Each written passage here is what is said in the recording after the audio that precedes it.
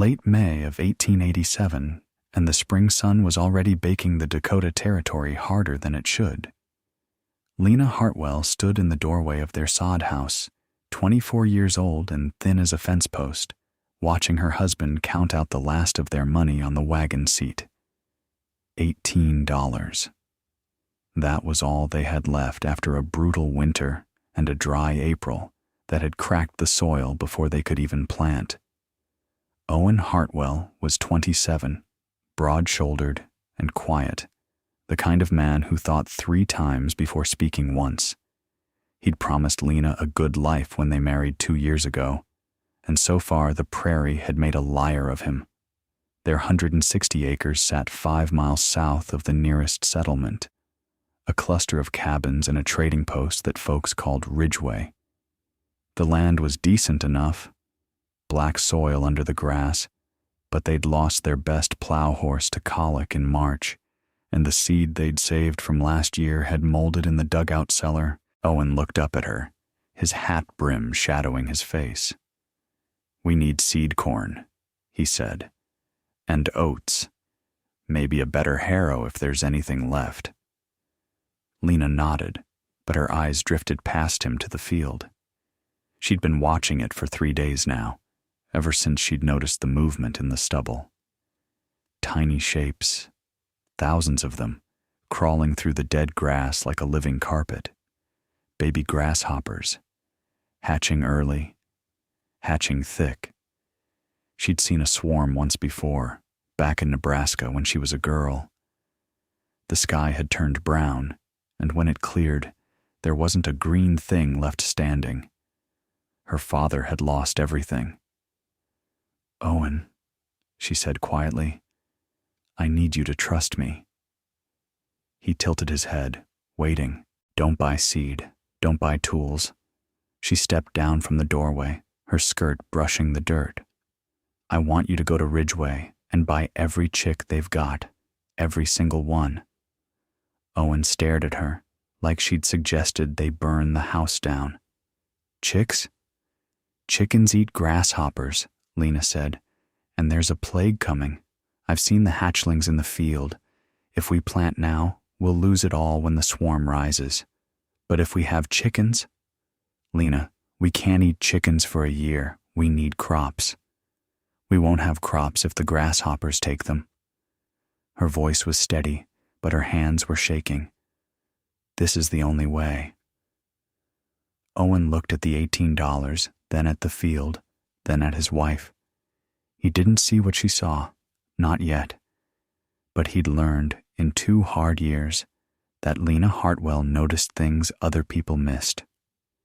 He climbed onto the wagon without another word. Owen returned 3 days later with 342 chicks crammed into crates, stacked so high the wagon looked like it might tip. The peeping was deafening. Lena met him at the gate, her face tight with relief and something close to fear. They'd spent everything, not a cent left for seed, for nails, for flour. If she was wrong, they'd starve by autumn. The neighbors came to watch, not to help, to laugh. Martin Cass leaned on his fence post and shook his head. "Hartwell's lost his mind," he said loud enough for half the settlement to hear. "Bought a barnyard full of birds instead of a plow horse." His wife snickered. Even the preacher's son rode past slow, staring at the chaos of yellow fluff spilling out of the crates like they'd brought home a circus. Owen didn't say a word. He just started building. Lena had sketched it out on a scrap of paper, movable pens, light enough to drag, sturdy enough to hold. They used everything they had. Broken barrel hoops, willow branches from the creek, scraps of torn wagon canvas, and old fence wire they pulled from the gully. The pens looked like desperate junk, lashed together with hope and baling twine. The chicks were fragile. Too many in one pen and they'd smother. Too few and the hawks circled. Lena stayed up 2 nights in a row, checking water, moving the weak ones closer to the lantern, pulling out the dead before the others panicked. Owen worked until his hands bled. dragging the pens across the field in a slow, deliberate line, letting the chicks peck and scratch at the soil. And then, one morning in early June, Lena walked to the edge of the cornfield and knelt down. The ground was moving. Tiny grasshoppers, thousands of them, crawling through the dirt like a living carpet. She pressed her hand flat against the earth and felt them scatter. Her stomach dropped. It was worse than she'd thought.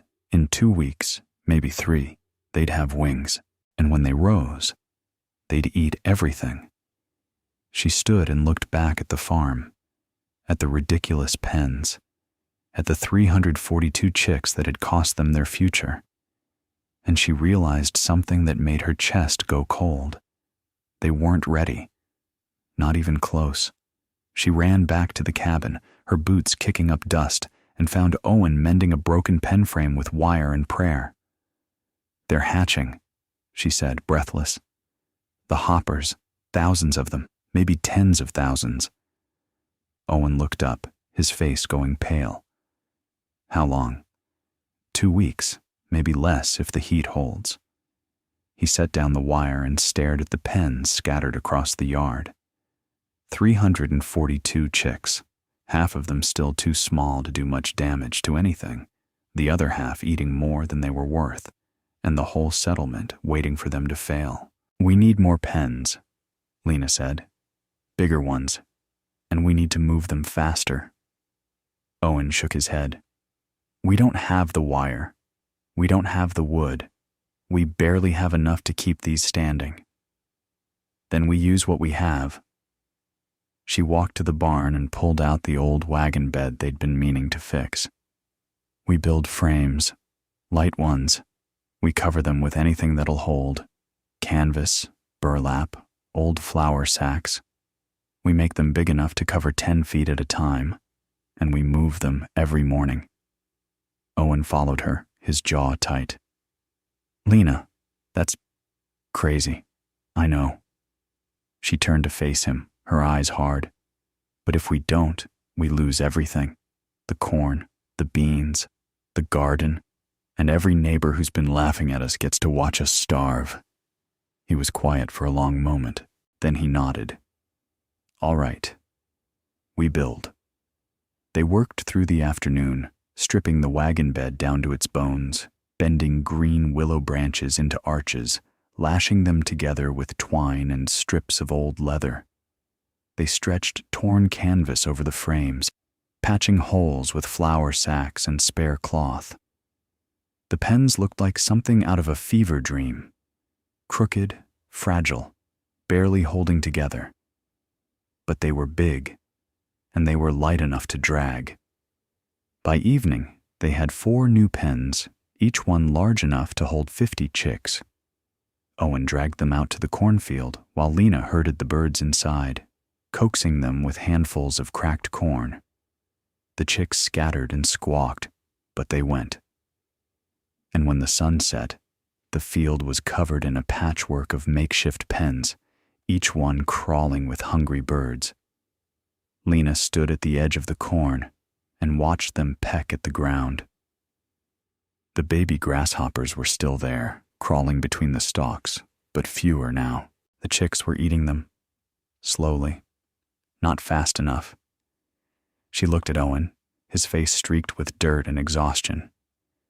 "It's not enough," she said quietly. "I know. We need more chicks in the field, all of them, even the weak ones." Owen's jaw tightened. "If we move them all, we lose the ones that can't keep up. If we don't," Lena said, "we lose everything." Owen didn't argue. He was too tired, and he knew she was right. They worked through the night by lantern light, dismantling the brooder boxes in the barn and carrying armfuls of peeping chicks out to the field.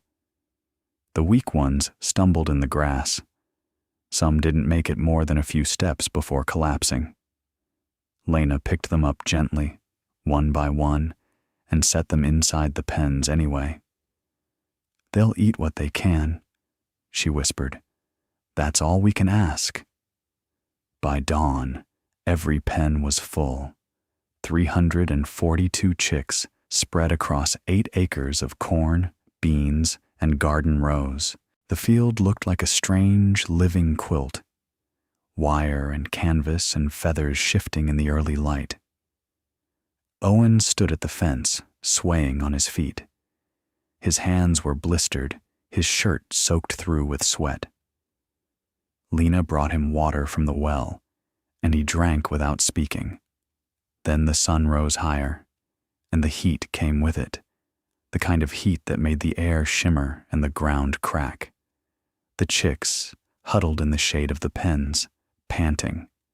Lena soaked old flour sacks in water and draped them over the wire to give them cover.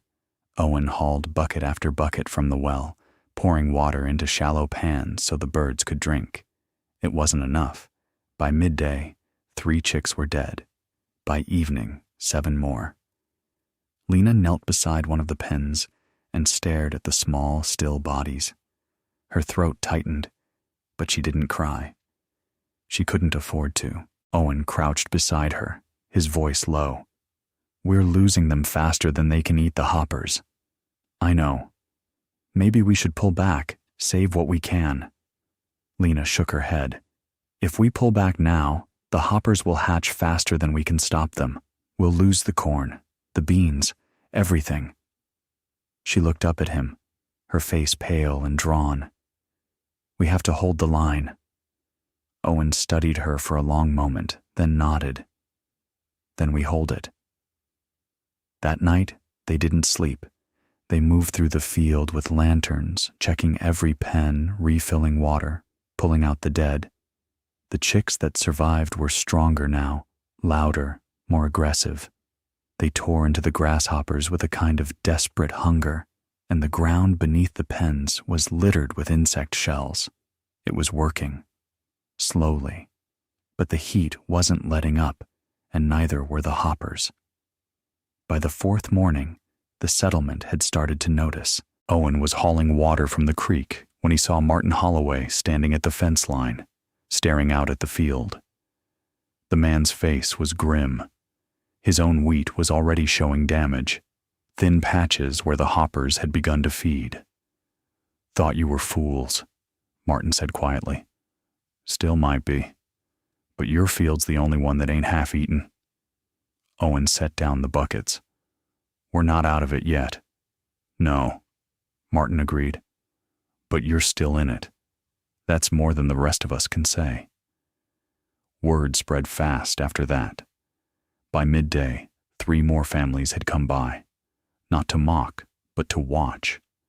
They stood at the edge of the Calhoun property, silent, as Lena and Owen moved the pens again, the chicks now visibly larger, their movements sharper, more coordinated. The ground behind them was a graveyard of grasshopper husks. Lena didn't acknowledge the visitors. She couldn't afford to. Every hour mattered now. The hoppers were thickening in the bean rows, and the corn was starting to show stress from the heat. If the plants weakened, the insects would finish them in days. That afternoon, Owen rigged a shade cloth over the most exposed pen, using an old quilt and 2 fence posts. It wasn't much, but it dropped the temperature just enough to keep the chicks from panting. Lena watched him work, her hands blistered and shaking, and felt something crack open inside her chest. Not despair, but something close to it. Gratitude, maybe, or just exhaustion so deep it felt like love. "You should rest," Owen said, tying off the last corner. "So should you." He smiled faintly. "We'll rest when it's over." But that night the wind shifted. It came from the south, hot and dry, carrying with it the smell of dust and something else, something sharp and living. Lena stood outside the cabin, listening. In the distance, she could hear it. A low, crackling hum, like static before a storm. Owen stepped out beside her. "That's not thunder." "No," Lena whispered. "It's not." The swarm was coming. Not the scattered hoppers they'd been fighting. This was the main wave. The one that had stripped fields 2 counties over. The one people had been praying would turn east. It was heading straight for them. Lena's hands curled into fists. They had 307 chicks left, 12 pens, a quarter-acre of corn and beans that had somehow survived this far. And now, the real test.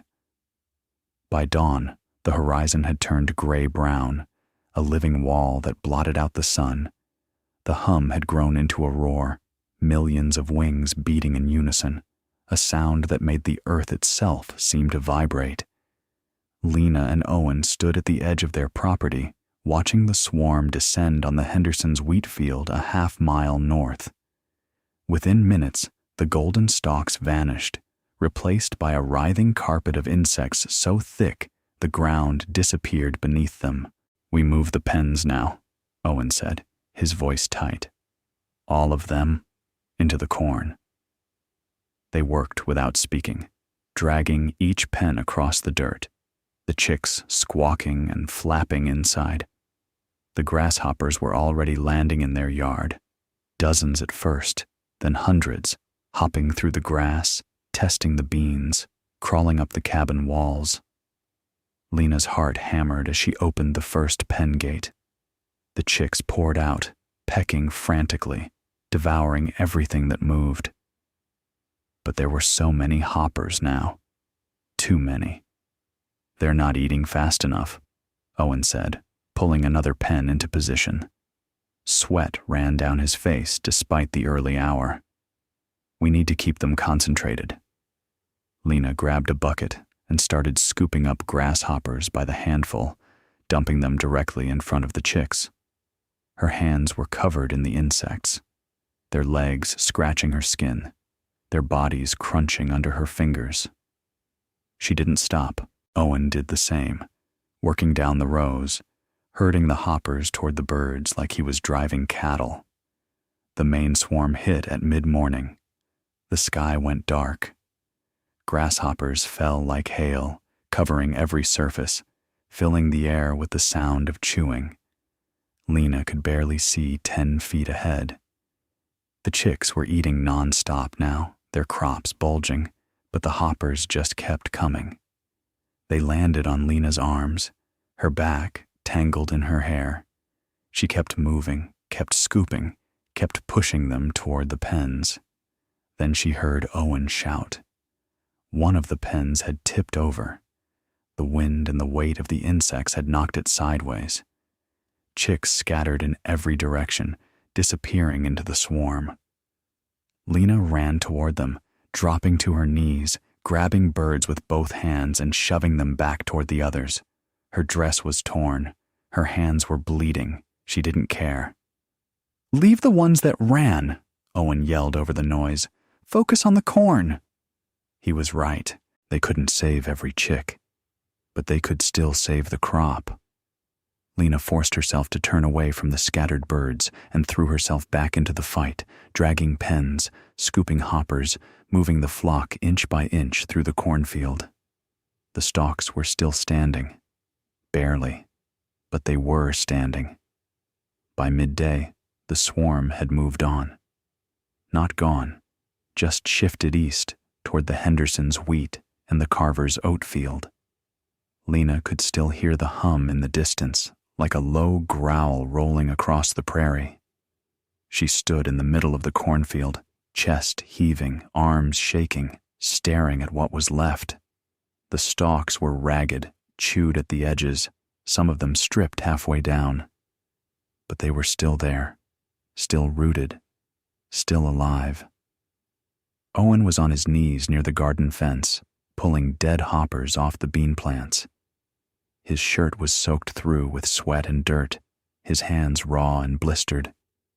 He looked up at her, and for a moment neither of them said anything. Then he nodded. Just once. She nodded back. The chicks were scattered everywhere, some still in the pens, some wandering loose between the rows, pecking at the carpet of dead insects that covered the ground like a second soil. Lena counted as many as she could see.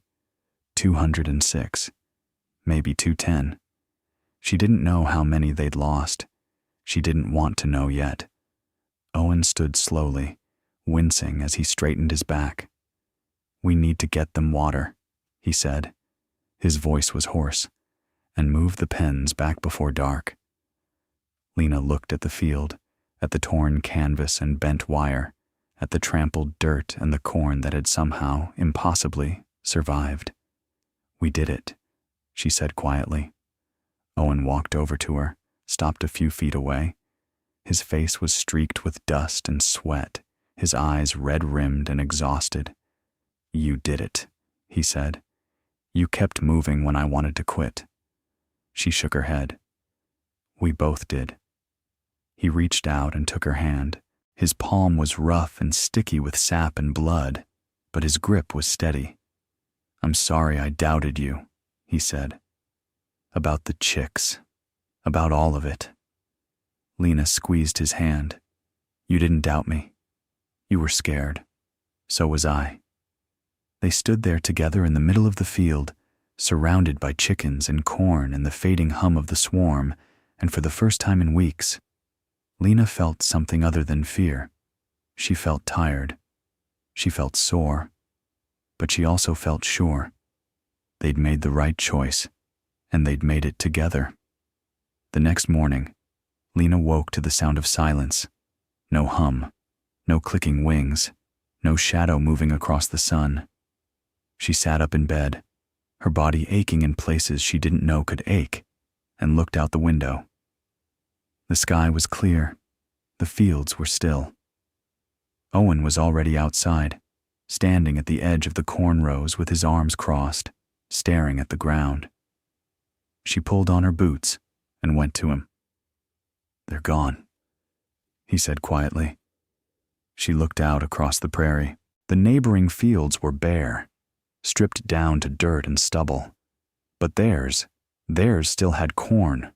Short, chewed, battered corn, but corn nonetheless. And between the rows, the chickens were scratching and pecking, fat and content.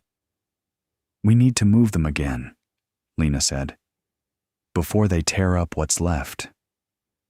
Owen nodded. "I'll start on the south pen." They spent the morning dismantling the makeshift enclosures and herding the flock toward the far edge of the property, where the grasshoppers had done the least damage. The chickens were slower now, heavy and sluggish from days of gorging. Some of them could barely waddle. Lena had to carry 3 of them by hand. By midday, the Hendersons came by. Then the Carters. Then old Mr. Pruitt from the mill. They didn't say much at first. Just stood at the fence line, looking at the corn, looking at the chickens, looking at Owen and Lena like they were trying to figure out a puzzle. Finally, Mr. Pruitt spoke. "How many you got left?" 307, Owen said. "We lost some to hawks, a few to the heat." Mr. Pruitt nodded slowly. "You selling any?" Owen glanced at Lena. She could see the question in his eyes. They needed money. They needed seed for next year. They needed a lot of things. But they also needed the chickens. If another swarm came, if the grasshoppers came back in the fall, they'd need every bird they had. "Not yet," Lena said. "Maybe in the spring." Mr. Pruitt didn't argue. He just tipped his hat and walked back toward his wagon. But before he climbed up, he turned around. "You two did something smart," he said. "Real smart." It wasn't an apology, but it was close enough. Over the next few weeks, other families started coming by. Not to mock this time, to ask questions. How did you build the pens? How many chickens per pen? How often did you move them? Owen showed them the willow frames, the barrel hoops, the way he'd wired the canvas so it could roll up in the heat. Lena explained how she'd timed the moves, how she'd watched the hatch patterns, how she'd kept the water buckets shaded so the birds wouldn't collapse. Some of the men nodded. Some of them took notes on scraps of paper. A few even asked if Owen and Lena would be willing to sell chicks come spring. Not full-grown hens, but day-olds, so they could raise their own flocks.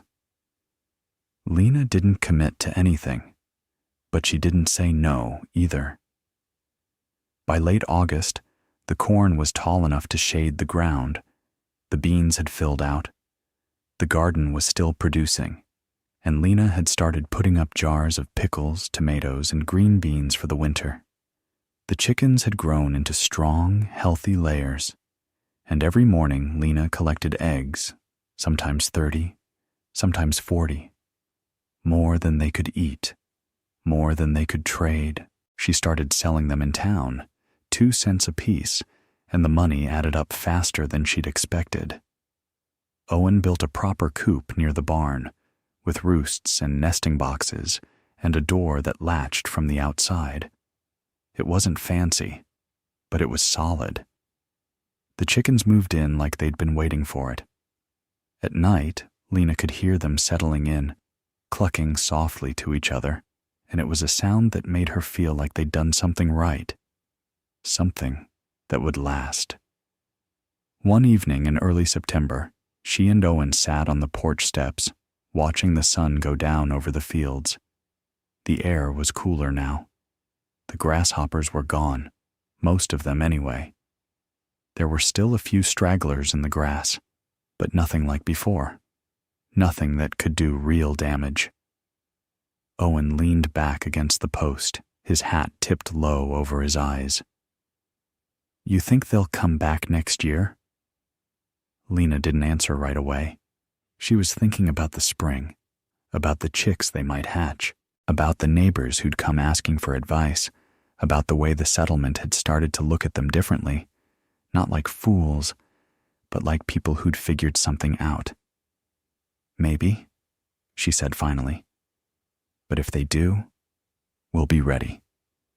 Owen nodded slowly, and for a while they just sat there in the quiet. The chickens had settled into their coop for the night, and the sound of them rustling around inside was soft and familiar now. Lena thought about how strange it was, how something that had seemed so reckless just a few months ago had become the center of everything they did. The rhythm of their days had changed. They woke earlier now, moved differently, planned differently. And it had worked. She glanced over at Owen, and he was smiling a little, that tired kind of smile that came after a long season of hard work. "You know," he said, "I still can't believe we pulled it off." Lena laughed quietly. "I can't believe you let me talk you into it." "You didn't have to talk very hard," he said. "I saw the way you looked at those chicks. Like you already knew." She hadn't known. Not really. But she'd believed it was possible, and that had been enough to keep going when everything else felt uncertain. She'd believed in the land, in the chickens, in Owen. And somehow, that belief had carried them through. By mid-September, the corn was tall enough to harvest. Owen spent long days in the field, cutting stalks and hauling them back to the barn. Lena helped when she could, but most of her time was spent with the chickens, moving them, feeding them, checking for signs of illness or injury. They'd lost a few over the summer, but not many. Most of them had grown strong and healthy, and the hens were laying well now. She collected eggs every morning, more than they could eat, and started trading them in town for flour, salt, and other supplies they needed. The neighbors noticed. Some of them came by to see the setup for themselves, the pens, the rotation system, the way the chickens had cleared the grasshoppers without destroying the crops. A few asked questions. A few admitted they'd been wrong. And a few, like the Harrisons, just nodded and said they'd be interested in buying chicks come spring. Lena didn't gloat. She didn't need to.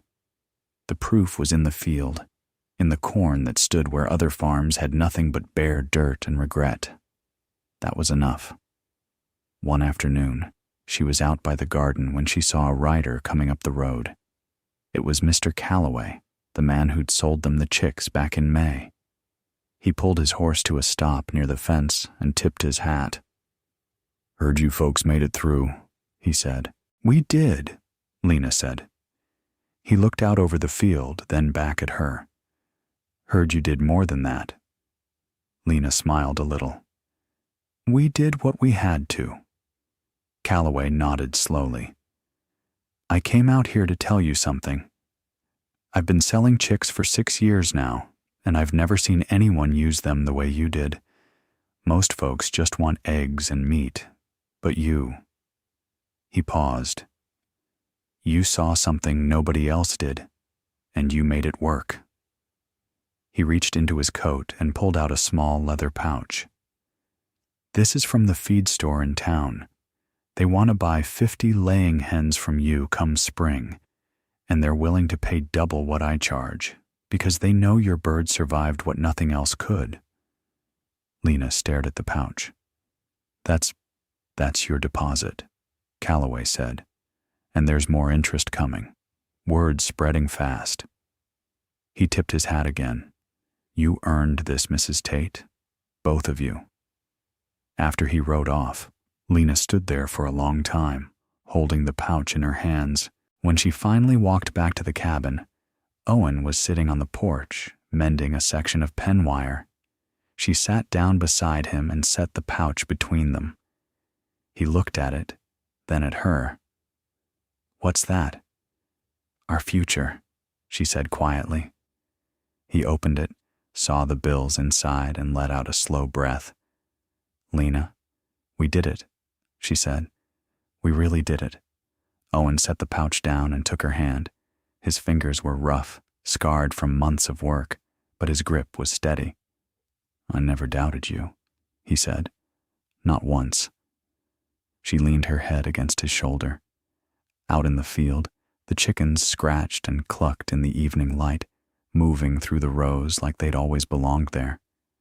The corn stood tall and green, the beans were heavy on the vine, and the garden was full of late squash and turnips. It wasn't perfect. The cabin still needed a new roof. The well was shallow. Winter would be hard, but they had food. They had seed for next year. They had a flock that had proven its worth. And they had each other.